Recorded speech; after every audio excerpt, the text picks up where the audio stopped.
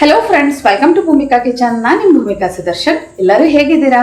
ಎಲ್ಲರೂ ಚೆನ್ನಾಗಿದ್ದೀರಾ ಅಂತ ಭಾವಿಸ್ತಾ ಎಷ್ಟೊಂದು ದಿನದ ನಂತರ ಹುಚ್ಚೆಳ್ಳು ಚಟ್ನಿ ಮಾಡ್ತಾ ಇದ್ದೀನಿ. ತುಂಬ ಹಿಂದೆ ಒಂದ್ಸಲ ಮಾಡಿದ್ದೆ, ಆದರೆ ಅದನ್ನು ಈಗಿನ ಸಬ್ಸ್ಕ್ರೈಬರ್ಸ್ ಯಾರು ನೋಡಿರೋದಿಲ್ಲ. ಅದಕ್ಕೋಸ್ಕರ ಮತ್ತೊಂದು ಸಲ ನಮ್ಮ ಮನೆಯಲ್ಲಿ ಮಾಡೋವಂಥ ಹುಚ್ಚೆಳ್ಳು ಚಟ್ನಿ ಹೇಗಿರುತ್ತೆ ಅಂತ ತೋರಿಸ್ತಾ ಇದ್ದೀನಿ. ಇದಕ್ಕೆ ರಾಗಿ ರೊಟ್ಟಿ ಅಂತೂ ಒಳ್ಳೆ ಕಾಂಬಿನೇಷನ್ನು.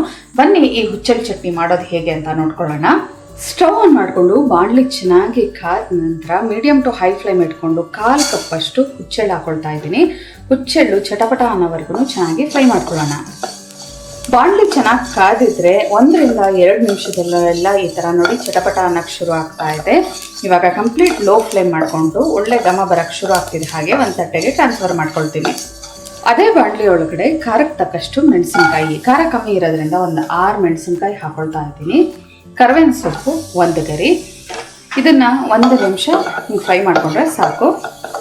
ಹಸಿಮೆಣಸಿನ್ಕಾಯಿ, ಕರಿಬೇವಿನ ಸೊಪ್ಪು ಚಟಪಟ ಅಂತ ಇದೆ. ಇದು ಫ್ರೈ ಆದ ನಂತರ ಈ ತಣ್ಣಗಾದ್ಮೇಲೆ ಮಿಕ್ಸರ್ ಜಾರ್ ಒಳಗಡೆ ಹಾಕೊಳ್ತೀನಿ. ಹುಚ್ಚೆಳ್ಳು, ಹಸಿಮೆಣಸಿನ್ಕಾಯಿ ಎಲ್ಲ ತಣ್ಣಗಾದ ನಂತರ ಮಿಕ್ಸರ್ ಜಾರ್ ಒಳಗಡೆ ಹಾಕೊಂಡಿದ್ದೀನಿ.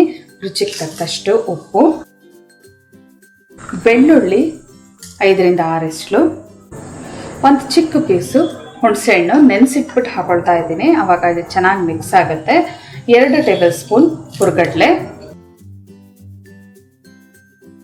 1/4 ಕಪ್ಪು ಹಸಿ ತೆಂಗಿನ ತುರಿ, ಕೊತ್ತಂಬರಿ ಸೊಪ್ಪು ಒಂದು ಸ್ವಲ್ಪ. ಇದಕ್ಕೆ ಒಂದು ಸ್ವಲ್ಪ ನೀರು ಹಾಕೊಂಡು ನುಣ್ಣದಾಗಿ ರುಬ್ಕೊಳ್ತೀನಿ. ಚಟ್ನಿ ಹದದಲ್ಲಿ ಸ್ವಲ್ಪ ನೀರು ಹಾಕೊಂಡು ಗಟ್ಟಿಯಾಗಿ ರುಬ್ಕೊಂಡಿದ್ದೀನಿ. ಇದು ತುಂಬ ನೈಸಾಗಿ ರುಬ್ಕೊಳಕ್ಕೆ ಹೋಗ್ಬಿಡಿ, ಯಾಕೆಂದರೆ ಅದು ತುಂಬ ನೈಸ್ ಮಾಡೋಕ್ಕೆ ಹೋದರೆ ನಿಮಗೆ ಅದರ ಟೇಸ್ಟೇ ಬೇರೆ ಥರ ಅನಿಸುತ್ತೆ. ಲೈಟಾಗಿ ತರಕಾರಿ ಇದ್ದರೆ ತುಂಬ ರುಚಿಯಾಗಿರುತ್ತೆ. ಇವಾಗ ಒಂದು ಬೌಲ್ಗೆ ಸರ್ವ್ ಮಾಡ್ಕೊಳ್ತೀನಿ.